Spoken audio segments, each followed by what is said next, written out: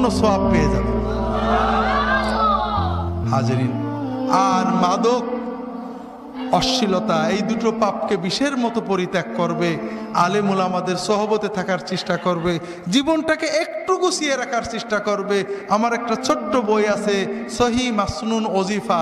এটা তো ওজিফা না, মূলত জীবনের বাগানটাকে সাজিয়ে নেওয়ার একটা ছোট্ট প্রক্রিয়া রাসূল সাল্লাল্লাহু আলাইহি ওয়াসাল্লামের সুন্নতের আলোকে। পারলে এটা কি করবে? তোমাদের এই যে অস্থিরতা দূর করবে। নামাজগুলো পড়বে, নামাজের পরে 2-5 মিনিট এই আল্লাহ রাসূল সাল্লাল্লাহু আলাইহি ওয়াসাল্লাম শেখানো জিকিরগুলো করবে। ইনশাআল্লাহ তোমার হৃদয়টা প্রশান্ত হবে, পাপ থেকে ফিরে থাকার শক্তি অর্জন করতে পারবে।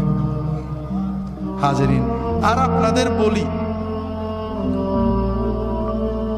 আমাদের ছেলে মেয়েদের ঈমান বাঁচানোর দায়িত্ব আমাদের সরকারের, ঠিক না ভাই?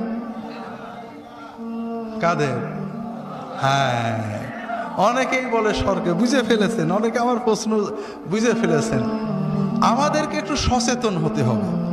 আল্লাহ রাসূল সাল্লাল্লাহু আলাইহি ওয়াসাল্লাম আমাদেরকে দুটো বিষয় বলেছেন, মুরু আওলাদাকুম বিস-সালাতি ওয়া হুম আবনাউ সাব' ওয়াদরিবুহুম আলাইহা ওয়া হুম আবনাউ 10 ওয়া ফাররিকু বাইনাহুম ফিল মাদাজি'।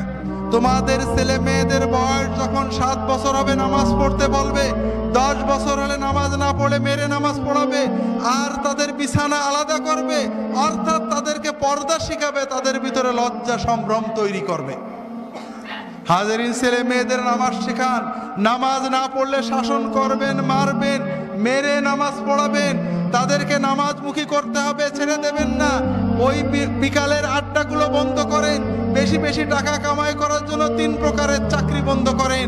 অত টাকার আপনার দরকার নেই, আপনার বড় সম্পদ সন্তান, তাদের পিছনে সময় দেন, তাদের সাথে একসাথে খাওয়া দাওয়া করেন, বসে গল্প করেন, তাদেরকে বলে দেন বাবা যেখানেই থাকবি আমার সাথে মাগরিবের নামাজ পড়বি, নামাজের পরে তাদেরকে পড়তে বসিয়ে দেন, তাদের সাথে গল্প করেন, খাওয়া দাওয়া করেন, তাদের সাথে বেড়াতে যান, বিনোদনে নিয়ে যান।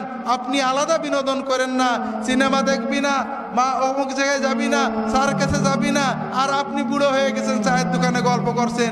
কোথায় যাবে তা তো বললেন না, বলেছেন নাকি? ওই শাসনে কাজ হবে না, আপনি তাকে সাথে করে নিয়ে যাবেন কোথায় যেতে হবে। তাদের যদি নিয়মিত সাথে নিতে পারেন, ও কোনোদিনই অবাধ্য হবে না।